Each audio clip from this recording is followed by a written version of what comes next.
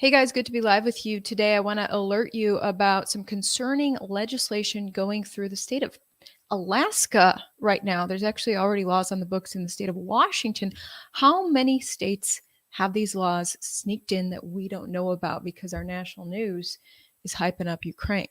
So, bottom line, what's happening right now in Alaska is the Alaska State House has already voted to approve this legislation that would give any health officer the authority to arrest you if they decide that you are mentally ill.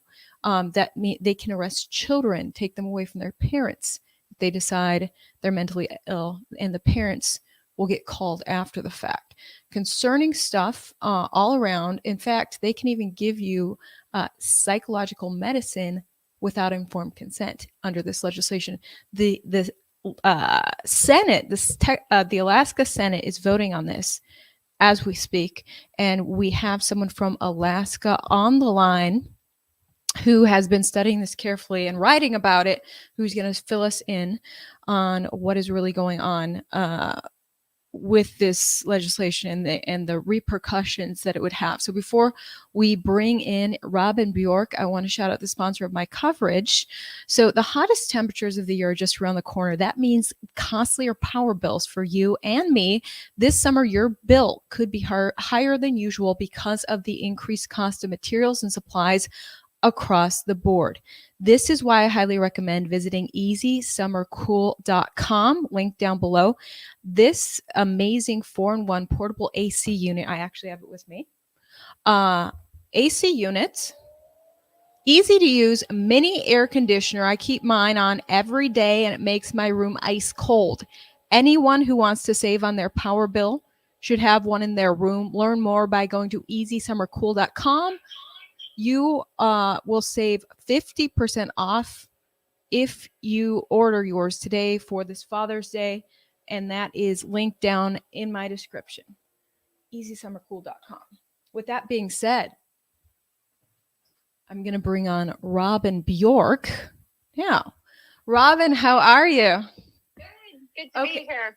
So we've got some audio issues Skyping in from Alaska, so I'm going to hold this up so people can hear you. So Robin, I have known you since my childhood, going way back, and now you're in Alaska. And tell me about this legislation. You've written about it.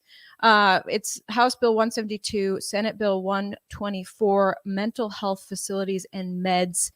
Why are you concerned about this legislation? Well, Ivory, thanks for having me today. And I have breaking news right now. The Senate just passed this bill. So now it has been passed by both the Senate and the House. So I'm sure soon it's going to go back to the governor who initiated it. I want to highlight a few things that were said on the Senate floor that I don't believe were 100% accurate in representing this bill. And some of my concerns. You got a copy of it last night on 5/15. They released a new version of it. Page 5, section 14 is the area where we're very concerned. What this does in essence is it allows a peace officer, a health officer, a mental health professional, a physician assistant, and then further described in the definition of health officer on page 16 is a federally certified healthcare provider, a public health nurse, an emergency medical technician, paramedic, firefighter, or a person authorized by the court to respond to a 911 call, come to your house, for instance. If somebody reports, hey, that person, I think they're mentally ill and they might be a danger to the community. They can come to do an investigation and say, hey, how are you doing? You know, what can I do to help you and all this? But if they think that you have probable cause or they suspect that you might be mentally ill and they're concerned that you might be a threat to the community, they can then forcibly take you against your will into custody and take you to a mental health facility where they can hold you against your will. And the verbiage in the law, or soon to be law, They're saying, hey, no, really, these people on the crisis mobile team, they're not going to just take you against your will, because most of the time they're going to be able to talk you out of it, and it's very rare that they would do that. So my question to them was, why are you putting all this authority underneath the involuntary for treatment section of the law, Article 9? It belongs in voluntary admission. So there's a real disconnect between what they're presenting to the public and what is actually in the letter of the law. Wow. Yeah, I have the bill up here now. I've actually linked this legislation down below. And here's the most concerning part you alerted me to on top of page 5 in regards to reasons that they can involuntarily detain you, which I think they said involuntary commitment procedures is how they say it here, but it's an arrest by a health officer. Not necessarily arrest. The difference here is the people that you think would be coming to maybe help you in a crisis, they're the ones that can take you into custody. Yeah, they are actually having more authority than law enforcement. Law enforcement would typically, according to 1981 law, they would have to petition a court and actually get an emergency investigation, an evaluation by a psychiatrist or very qualified health professional to get an emergency order to come and take you against your will. This totally gives the person that shows up at your door, could be a technician, somebody with very minimal licensure as far as mental health expertise, it's your word against theirs.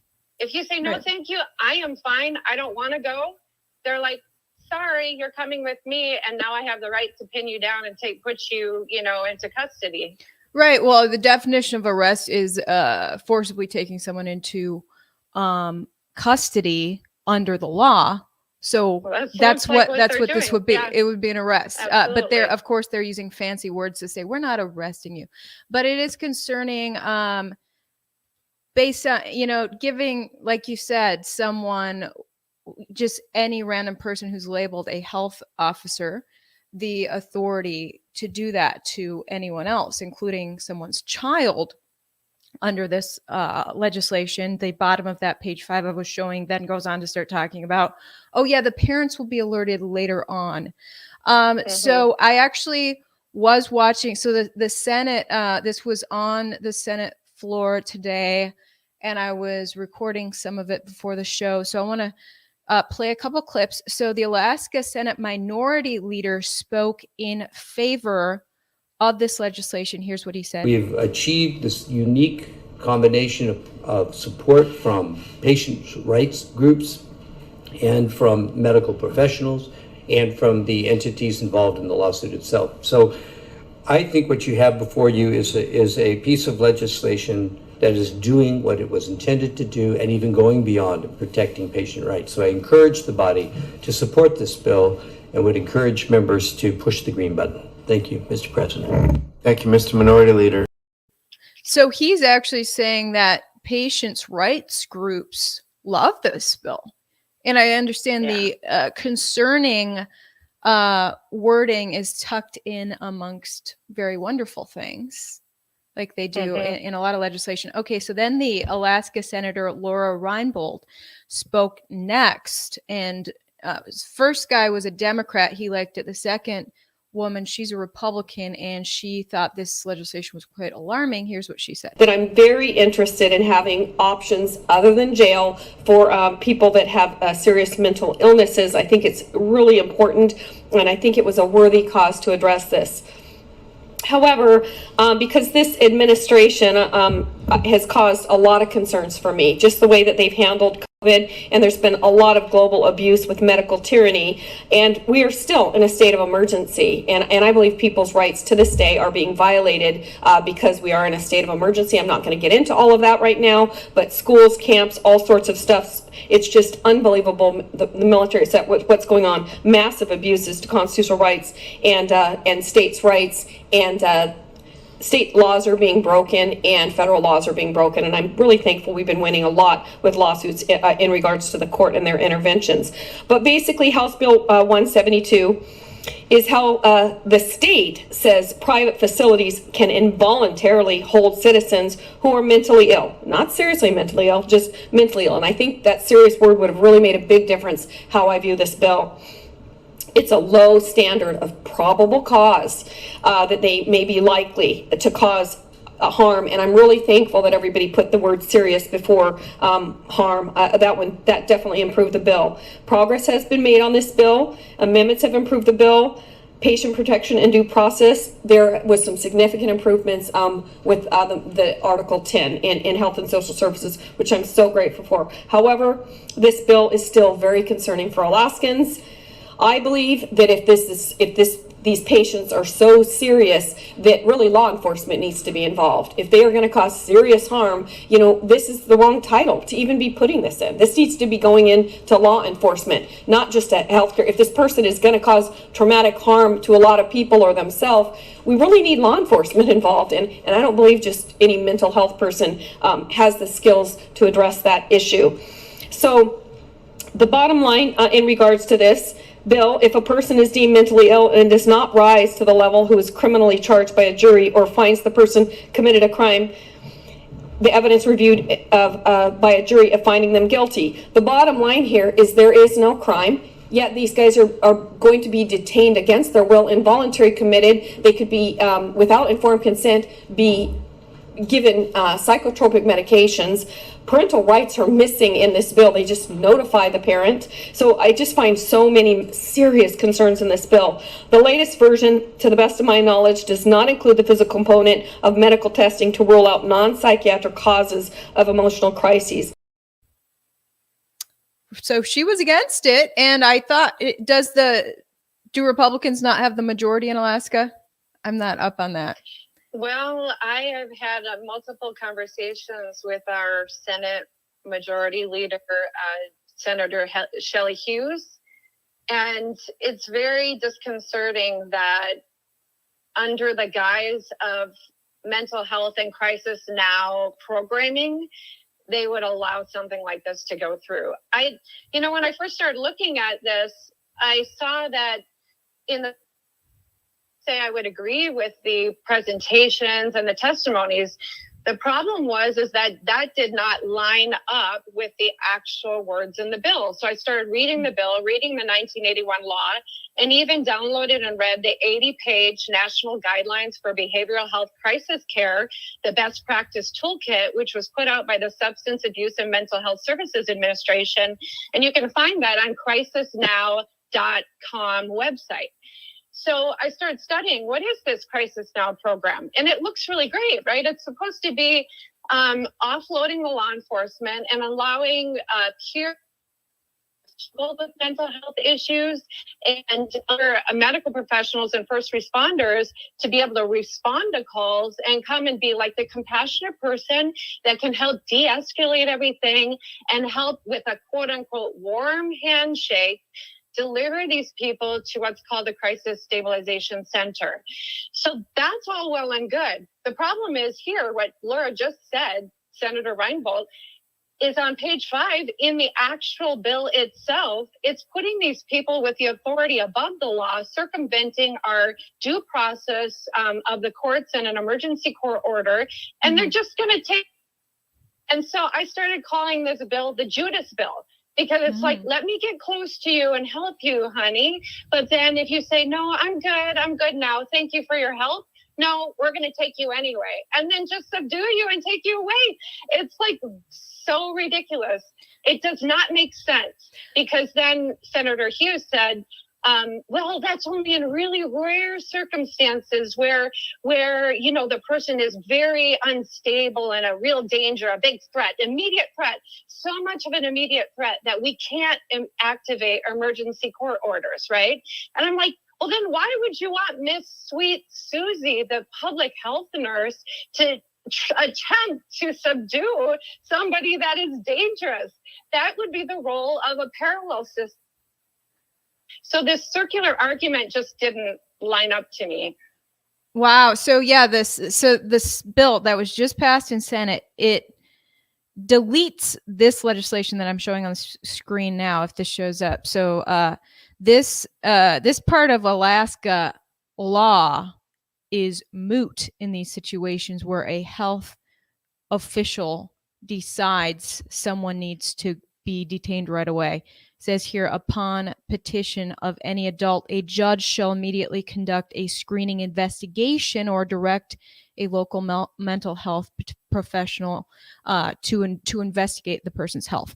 So that part is gone now. There's no investigation, no judge involved. Your health officer now can throw you into detainment in one of these health facilities. And I guess we'll find out where all these health facilities are. That, I don't know. It's like the senator said, just looking back at the pandemic we've just had and all of people's constitutional rights being violated, there's a reason that a lot of people are very alarmed at new legislation like this going into effect. Yeah, and it gets worse once they take you into custody and they crisis stabilization, crisis residential treatment facility, or evaluation facility. You automatically are held there for 23 hours, 59 minutes. And on page 6, it says that, yeah, you'll be evaluated by a mental health professional. But then on line 13, you can see if the professional person in charge at the Crisis Stabilization Center determines that there's probable cause to believe that you have a mental illness and is likely to cause serious harm, then they can petition for you to have to stay 7 days, and then from there 30 days, 60, another 180 days. And I specifically asked, what about having the right to a second opinion? What about having the right to say what facility you want to go to? And mind you, the law used to say that a psychiatrist or licensed psychologist was the one that had to evaluate you. Now we have this nebulous mental health professional, right? And you're like, they don't even have to say you actually have a mental illness. There's no diagnosis of this person has serious depression and psychosis or bipolar with uncontrolled, behavioral crises. They don't have to diagnose you at this point. It just continues on if they think that you are probable cause to believe and likely. It just is so frightening. Can you imagine yourself being thrown in there and maybe there are other dangerous persons there, and then suddenly they're like, well, you must be here for a reason, right? I mean, you have to literally prove that you're safe and sane in the context of that environment. At that point, any normal person would probably be getting pretty wigged out about this. And it's going to take an attorney to get you out because only you have access to their medical people to evaluate you. Meanwhile, they're administering, according to the code I just read, they're administering psychotropic drugs, which can actually cause mental illness. Right, psychotropic medications, and that's why Psych Rights initially was really concerned about this. The attorney that Senator Hughes had referenced, I believe I talked to that same person personally, and he said it should be voluntary as well. There's no need to have all these blanket coverage of people involuntarily taking people into custody, because as Senator Shelly Hughes just said on the Senate floor, she said 90% of this could be handled by the people, the callers, the crisis call-in center. 7% after that can be handled on site by the crisis mobile team voluntarily. And only a small percentage are the ones that would need to be involuntarily detained. And those are dangerous persons that the law enforcement should take care of. So my question is, why is this in Section 14 under Article 9, involuntary admission for treatment, emergency detention for evaluation? Doesn't make sense. Right. Okay. Someone's asking for an article link. So below in my description, I have linked your op-ed on this, and I've also linked the actual Alaska state code that was just voted on by the Senate as well. And I also linked something I'm about to bring up on the screen, which is Washington Administrative Code. This really reminds me of what's going on in Washington State. And yeah, you guys are talking about how you're not seeing it on Google. Isn't this funny that stories about stripping people's liberties are not being covered on the news? Why is that? Okay, so Washington Administrative Code. Let me show you guys this. It's linked down in my description. Local health officer order for involuntary isolation or quarantine. So when the pandemic hit, state of Washington decided that they can essentially arrest you as well if you're sick or might be sick or might have had close contact. And they have this whole website alerting healthcare workers on how they can arrest you. And it says here they have 3 different options for detaining someone and throwing them into quarantine, depending on how compliant the person's going to be. It says here not as confident. If you're not as confident, the individual will comply. It says when the local health officer believes the formality of the order with police enforcement and fine will better ensure compliance, or there's no time or ability to secure a court order, then you can use these rules right here. And basically they're laying it out. The state of Washington, wa.gov, is laying it out for any little podunk health officer if they want to detain someone because they tell that person they've had close contact. So, and Washington State has all these quarantine facilities for such purposes across the state. Now, that was rarely implemented in the pandemic. They rarely went to those lengths of tyranny, but they have the infrastructure in place and the code on the books to do so. And they did have a guy, which is covered in the news in December of last year, who was flying. He had a layover in Seattle on his way to Alaska. And someone determined that he'd either had close contact or that he was sick. They told him he needed to go off to quarantine camp, that he couldn't complete his flight to Alaska. So they shipped him away to state quarantine camp. The guy escapes and runs across the freeway and took off out of there. But so this is literally happening in Washington State associated with the pandemic. And now in Alaska, law was just voted to pass for that to happen if someone is determined to have mental issues. Now, with as polarized as our society is, with our Department of Homeland Security calling a lot of Americans domestic terrorists for their thoughts on the pandemic and their thoughts on the election, this is all I can see why you're so concerned. So is there anything we can do now that the Alaska House and the Alaska Senate have voted on this? What's next? I think probably contact the governor, and voice our concerns. All it would take is to just amend that section 14. And I think that would calm a lot of problems with this. The whole Crisis Now program, the Crisis Mobile Team, I believe it's inappropriately using them in page 5 of this bill. If you really are aligning and using all the data, the success from Crisis Now mobile teams, then follow the national guidelines, follow the best practice, which is where those are supposed to be the person coming alongside and providing support.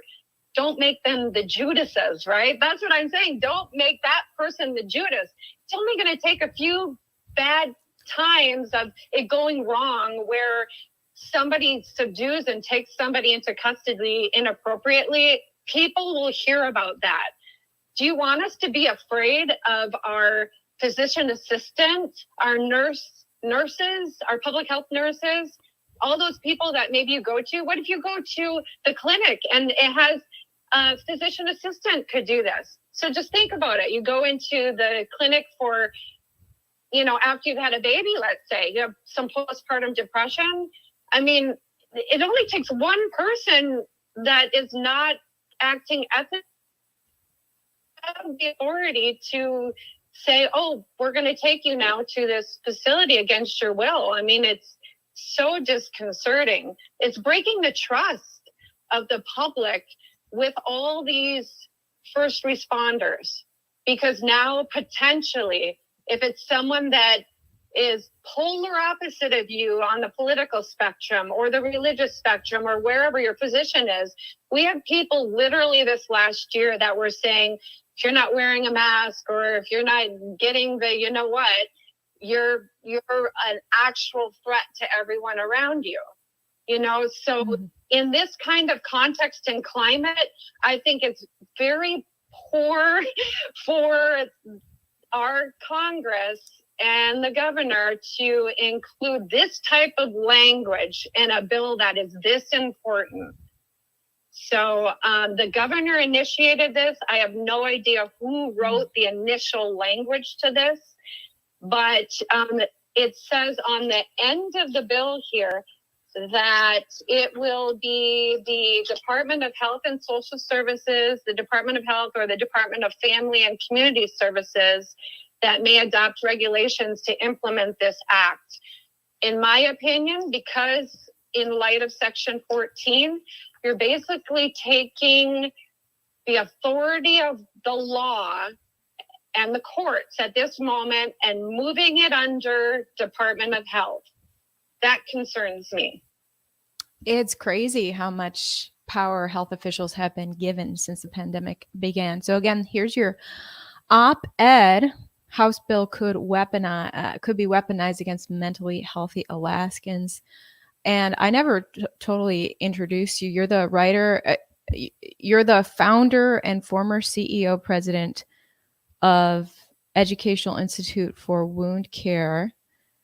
Yeah, I'll tell a little bit about my background. Yeah. So my licensure is in physical therapy, and then I became a wound and lymphedema specialist. I started an institute that we train people all over the world in specialization and medical care. I've spoken at national congresses in the U.S. and internationally.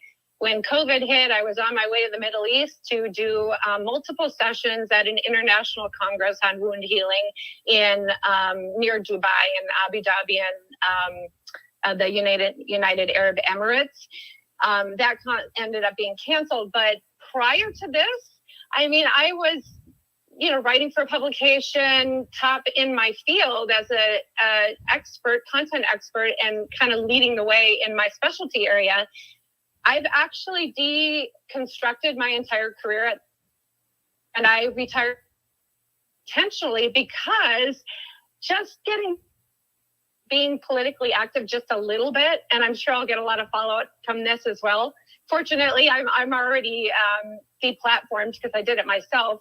But the first time I testified for 3 minutes in our local assembly in Anchorage, I got within 24 hours, I got a call from the president of the American Physical Therapy Association because there were multiple calls reporting me as racist for my opinion. And so I'm like, thank God my license is not in Alaska. I'm not going to reveal where it is, but I decided to retire it in good standing because I didn't want to have to deal with people, calling in erroneously and maliciously attacking my life. I don't want to say the name of the institute online because I did sell it. I am the CEO or president of it. So, I don't want them to get follow-up because I'm being vocal. So it's really disturbing. Again, a little bit when I was just doing a little political activism, when I was the owner of the institute, it was also under a barrage of attack immediately after taking any political position or voicing my opinions. So did your opinions involve race?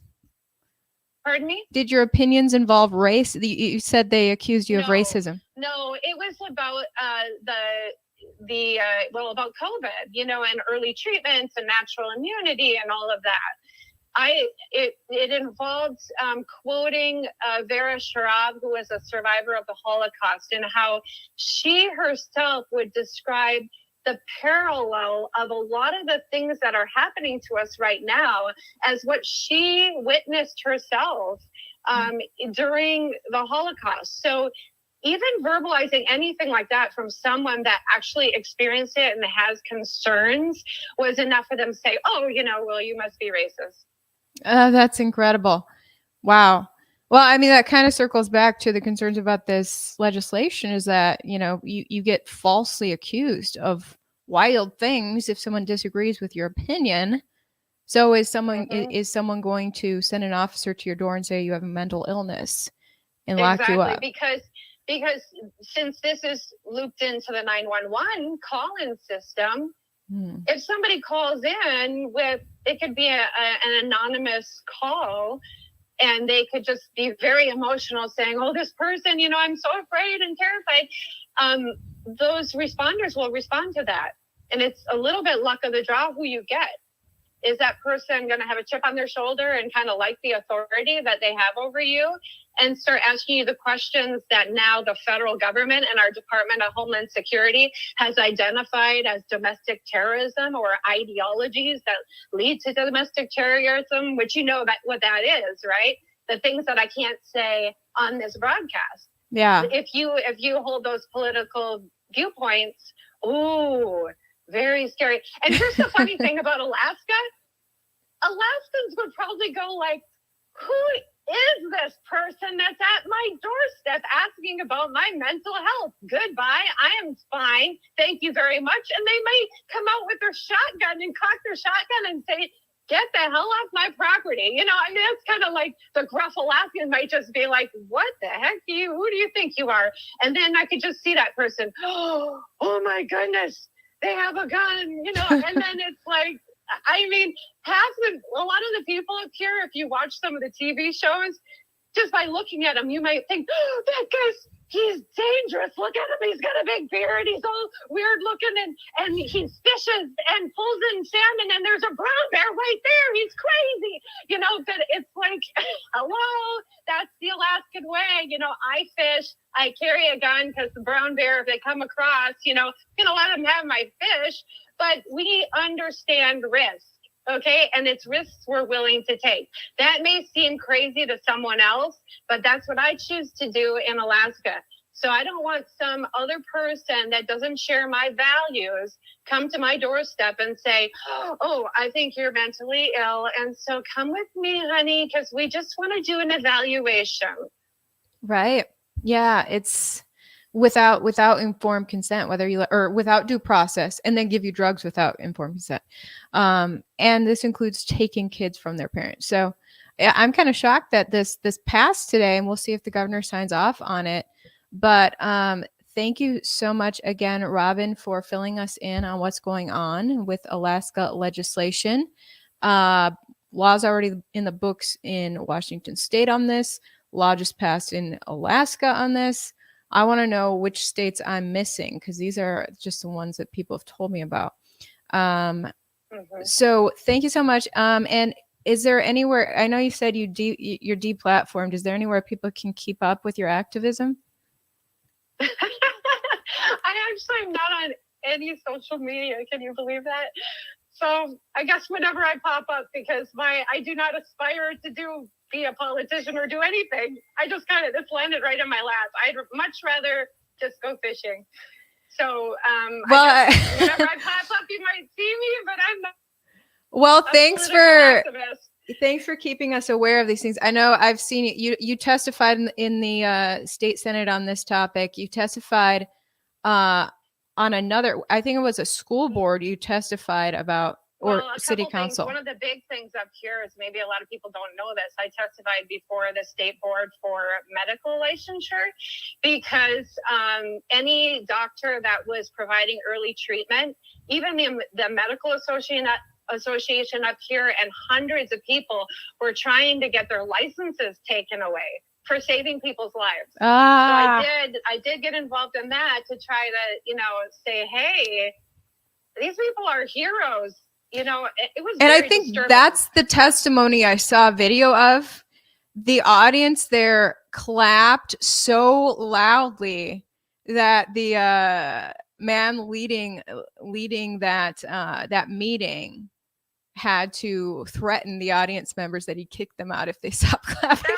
That was in the Anchorage Assembly. I think that was over, like the mask mandate in town. Yeah. But I think that, we all just need to be bold and speak the truth, because there's a lot of people feeling the same way. This is, for me right now, this is quite a blessing to be able to speak so boldly, because I know there's a tremendous amount of medical professionals that would, but they have to work. They're working. They're not entrepreneurs. They're not independently, able to make an income outside of the healthcare structure.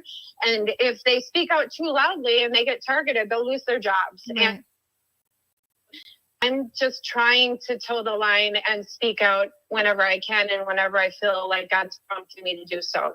So I'm not running for politics. I'm not trying to get famous or be a political activist. I just wanted to speak the truth in this situation.